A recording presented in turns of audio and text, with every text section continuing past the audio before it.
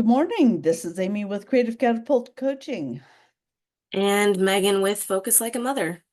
And, And I guess Change HP. I'll throw that one in there. and today we thought we'd hit on self-regulation and interoception and emotional stuff and how they're related briefly because it seems relevant at the moment. And this is a Ctrl Alt Think podcast, Conversations with Neurodivergent Minds. All right, so tell us about interoception. Okay, you're gonna put this back on me, being I brought it up. Yeah, you win to get us started. All right. So interoception is kind of a hot topic in a lot of places right now if you follow specific rabbit holes like ADHD and neuroregulation and a lot of neurodivergence, but it's basically the awareness you know what's going on inside your body and then how to interpret what all that information means. A lot of people with neurodivergent traits, trauma, other things, etc., either have very low interoceptive awareness or it's distorted. So it's really hard to make sense of the stuff. And for years, I've sworn that I don't know what I'm feeling. I can usually tell if it's positive or negative. So something in the range of alexithymia, which is kind of like not an official term, but it is recognized as really, you have a really hard time putting words to what you're feeling or experiencing. Um, or that I don't know what I'm feeling, but because I'm so verbal, I can often describe enough characteristics around it that I can make observations, but as far as like being able to make sense of the feelings is almost impossible, especially in the moment. I'm learning if I'm by myself and there isn't a lot going on, I'm getting much faster at processing and figuring it out, but doing it in the moment is almost impossible. Hmm. And so you're talking about being able to interpret your own body's emotions. The other part of interoception is all the other internal body signals too, beyond just emotions. So, your body's signal that your bladder is full and you need to go to the bathroom, or that you're hungry, or that you're tired, or um, a whole myriad of bodily functions that are internal nervous system features. Um, so, Also true. so yeah, so other ones like we've experienced in my household or in my life are things like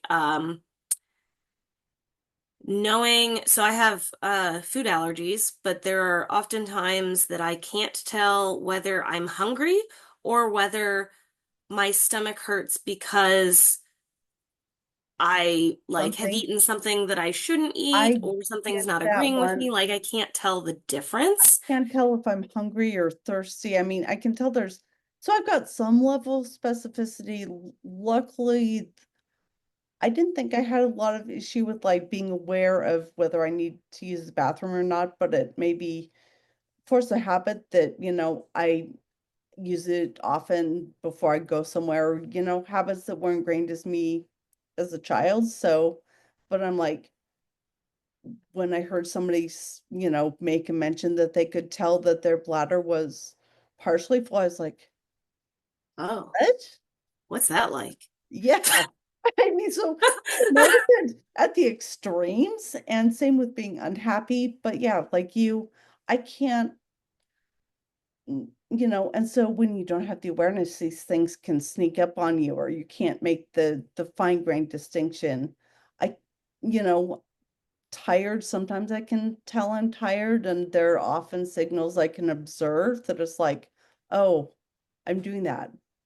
Yeah, But yeah, it's for me the food thing is always like it feels like detective work of okay, huh? well, let me try eating some crackers and see if that makes me feel better or not. Um, Let me Yep. try drinking some water and see if that makes me feel better or not. But some of the things we're talking about are more like hyposensitivities, where the brain, the nervous system, and the body, it's almost like it's muted, where you need more of an input so that that bladder sensation of not realizing that you need to go until it's really, really full. And the bladder thing is on my mind because we're potty training in our house. Ah, Um, so it's that a very, very exciting week in our house. But like not being able to recognize until it's too late or you can't get there in time. right. But then there's also, um, since I follow a lot of neurodivergent creators on Instagram and other places, and also have met a lot of parents of neurodivergent kids who may also have neurodivergence themselves locally, people also experience the opposite of what Amy and I are describing, which is hypersensitivity, where um, similar to the slightest fabrics or touches might set someone off that's just really uncomfortable for them, the slightest bodily function changes internal to you your body may interpret them as pain. Or like I have a very high tolerance to pain. There are things that like when I go to physical therapy or the doctor or something, they're like, how do you not like, how are you not in pain? Like my body doesn't recognize it until it's extreme. But there are other people's bodies and nervous systems who are very finely attuned to certain things. And there are also mixed profiles Yeah. where certain things you're really, really sensitive to, and other things it would take like a huge input to And drive I a feel like nervous sometimes I've system got a response. combination of both of those at once. It doesn't take very much for me to feel off, but God forbid if I can tell you why I feel off. And Hmm. it's something real subtle. And so for years, people have been like, oh, what helps you self-soothe or what helps you feel good? And or what kinds of things help you change your emotions? Well, I'm like, none of it. I have Mm, no control over my emotional state. I can do the things that should help, go for a walk, do deep breathing, but until I've really been working on my interoception and my just sitting and just kind of paying attention to my body in my late 40s, hmm. I can now sometimes go, it's like shocking that I'm like, oh, I can do a thing and it makes me feel better. I'm like, this is like life altering. It's like, I have never felt like I've had any. It's like it's always like winning the lottery if the thing you are doing helps, kind of like you and the crackers. Is it crackers? Is it water? Is it I Yeah, need what is to go and sleep? And over time I've gotten better at kind of, well, these 4 or 5 things often help when things are like this, but as I'm developing what to me feels like precision, I'm sure it's not real precise yet, but it's like, oh my God, it's so weird. It's kind of cool, but I kind of don't know what to think about it. Well, and the other thing I feel like is it's more of an art than a science, it feels like sometimes, because the body is such a combination of complex systems that what might work one time may not work another time because Yeah. it's not quite the same scenario. So I'm learning from all of the different neurodivergent therapies and stuff like OT and developmental therapy and stuff that my husband and I have experience talking with from our kids. It's like your body's always growing and changing, or there's different inputs and different environmental factors. And so it's like, well, which thing do I need? And so it's interesting as an adult. Also, over time, we've adapted without realizing we were adapting. Uh-huh. Um, so like things that feel normal to us don't necessarily feel aren't normal to other people.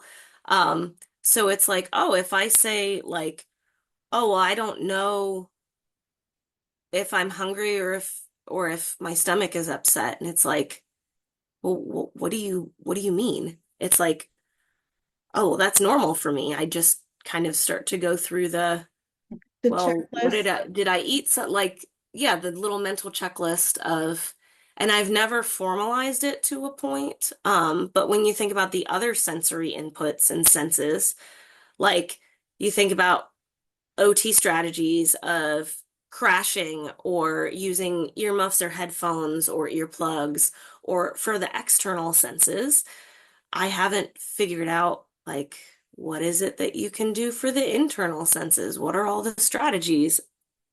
Yeah, and it's in some ways the sound stuff is more obvious, or the light stuff that some people deal with, I need light in a way that most people don't need light. I need bright light all the time. So I don't know if I need more of it or if I'm actually hyposensitive to it.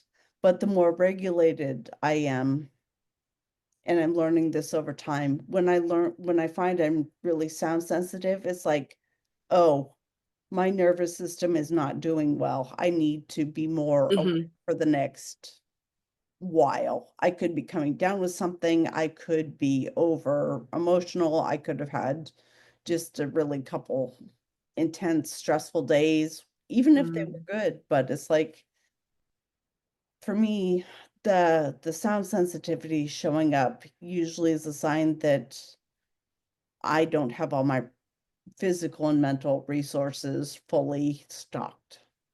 Hmm. Sounds like Well, shopping for Black Friday. It's Black you mentioned an Friday. interesting one though, illness. So that's an interoceptive, like knowing whether your body is feeling well or whether you're starting to feel ill.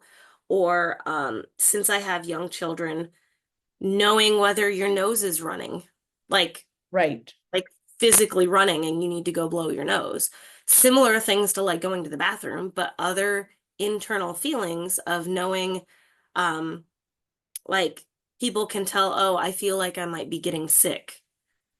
But for some neurodivergent people, that's very hyper attuned. It's like, oh, I can feel any little change. Or it's like, I I know there's something different, or I can or can't tell, but I can't communicate it. There's there's just a whole range, but illness is another one of how do you interpret um, your body's internal state. And I wonder if that's part of what I've gotten out of wearing wearables.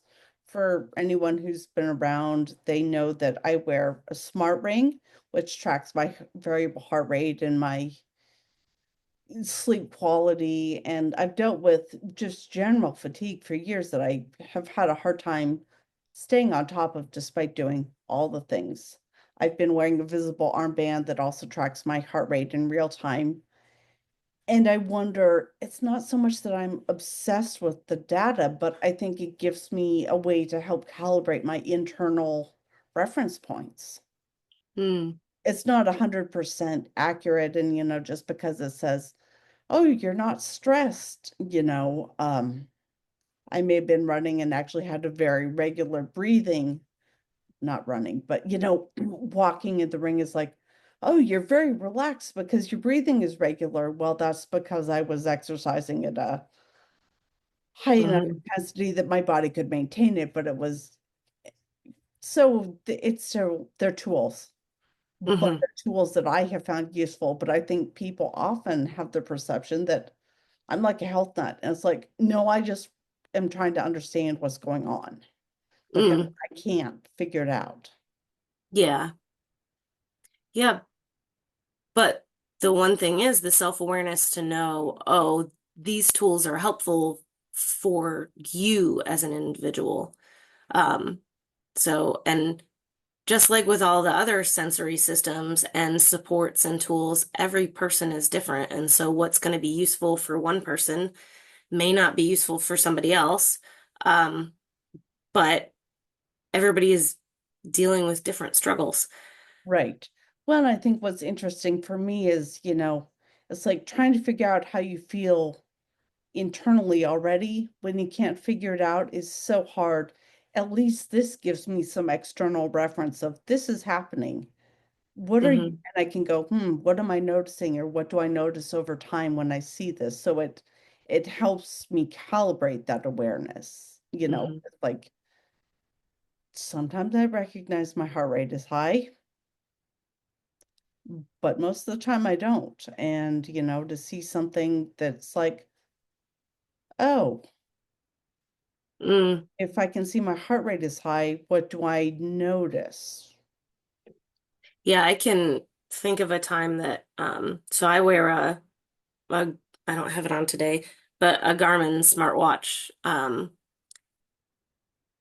That there was a time I haven't had too much trouble lately, but I think it was probably like an anxiety type response, but my heart rate was really high, but I was like sitting at a table, but I was at an event and there was a lot of peopling going on. Um, and some of my good friends were there, and I could feel like something was wrong, like that anxiety feeling, Uh-huh. but I didn't know what was wrong. But at least the watch could tell me, like, hey, your heart rate is a lot higher than normal. Like, this is not your resting heart rate. So I could use that as oh, hey, I probably need to take a break from peopling, because my body's not doing something correctly right now. Um, and then trying to explain to a bunch of people like, no, please leave me alone. You're making this worse. Don't follow Oh, me. I'm going over here by myself. Like one person can come with me. Um, but at least to have like, my body's too oh, it's my stressed heart rate that's for you. high that I'm feeling that is related to this, and I need to go do something, deep breathing or remove myself from the situation or whatever it is. But having that external, because we've also talked about neurodivergent people often get a benefit from externalizing things, indicators a lot Yeah. of times, whether it's a time timer or a wearable telling us something or the calendar or whatever it is. But from an interoception standpoint, you've mentioned it may be able to help us interpret The what we data. can't fully make sense of. Yeah. Well, and now as I sit here and think about it too, um, a lot of the ADHD, you've just got less working memory slots, your ability to hold information in your head. So I wonder if some of it, externalizing it, having somewhere I can go, if my brain actually spends less semi-conscious effort processing it, although being Hmm. our brains and bodies process from we're aware of so little of what the processing our brain does, consciously Hmm. aware of so little.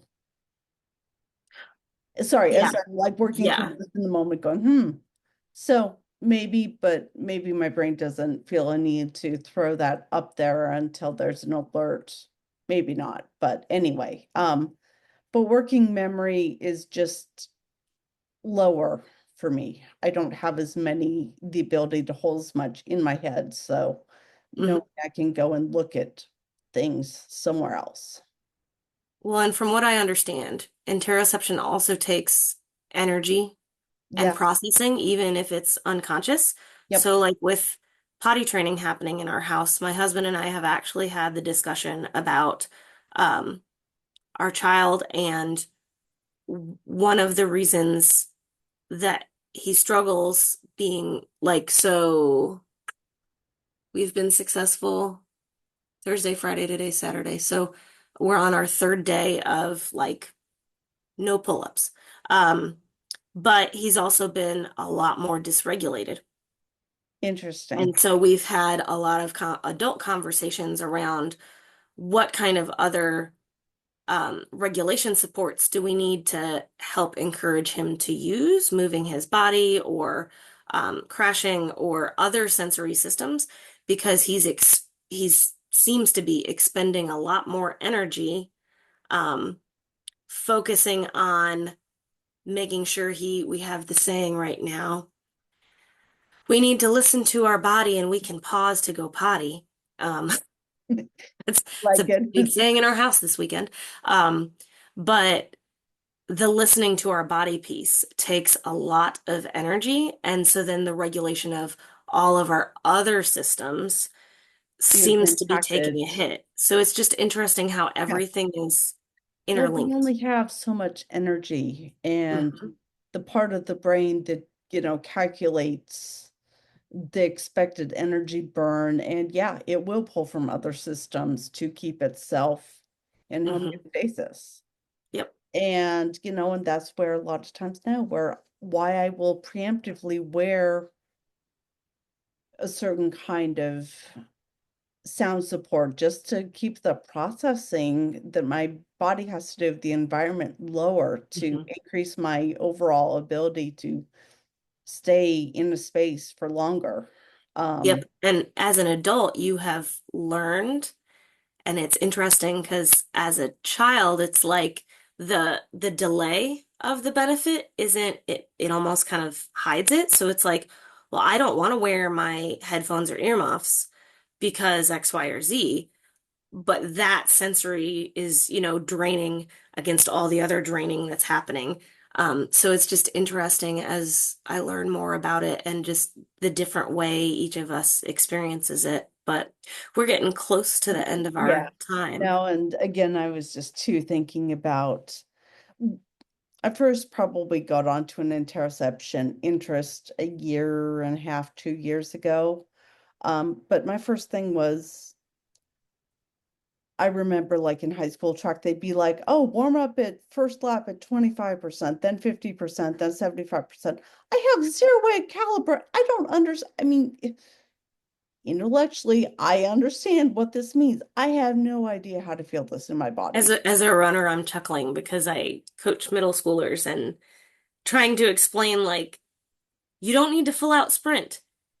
So But it's yeah, starting but to kind of be like figure that instead out the was co-regulating. Like instead, okay, you have to run with me and we're going to run this pace.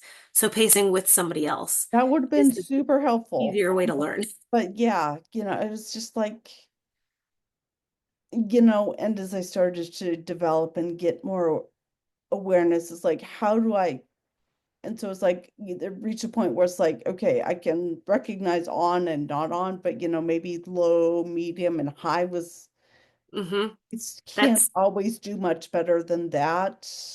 and wearables now, like for my running, if I need to run at a certain, oh man, I tried to do heart rate based training once, and that was like nearly impossible for me to do because it was like I can't get into a certain zone and stay there. My body ends up like where I'm comfortable is farther up in the heart rate zone, and it's like, no, you're not supposed to be there. So I would basically be walking the whole time. Oh yeah, well, and that's one thing that I've learned is my heart rate has always been so high that it's kind of uncomfortable for me. And so it's like what I think of is like bare, not even exercise, any of the wearables now, like, oh, you're in, the aerobic zone. And I'm like, dude, I'm barely okay. Yeah, yeah. Maybe because I lack the interoception, even though, so I pushed way too hard in high school, maybe even now I'm still pushing too hard for what my body actually does. Well, in mine, it took a while, and as I got into like better fitness, it was a little easier, but even then it was like what felt like a comfortable, relaxed pace for me. My watch would be like, "Wow, you're running really hard." And it's like, "Well, I could run a lot harder." Like I know I could run a lot harder. I'm so confused right now. But Right. anyway, Well, it's how much of this actually has to do with, how easily we push ourselves into burnout and, hyper focus and not being able to stop because we and just that aren't aware of the yeah, dark. similar to like energy expenditures and yeah, the body doesn't. Well, one of the things we talked about last time with hyperfocus was um, the hyperfixation piece of not remembering to take breaks for bodily functions like eating, Uh-huh. drinking, bathroom. And it's part of it is as a neurodivergent person, if you are less sensitive to those cues, your body is able to like just wait. It's like I I Disappear. haven't eaten or drank anything all day. I'm good. I'm good. Right. Like, And no, we I'm don't not know them. actually, but my body's Not not real actually. sure about it. Yeah. Anyway, I'm sure we could keep going as we both seem quite animated over this, but we are coming up on Yes. longer than we intend. But I know that both of us are kind of in a hypothetical space and putting things together, but I would love to revisit this conversation sometime in the future. Yep. We can pick up interoception another time. And I guess for now, I will say this is Megan with Focus Like a Mother and Change HP. And Amy with Creative Catapult Coaching. And this is the Ctrl Alt Think podcast, Conversations with Neurodivergent Minds.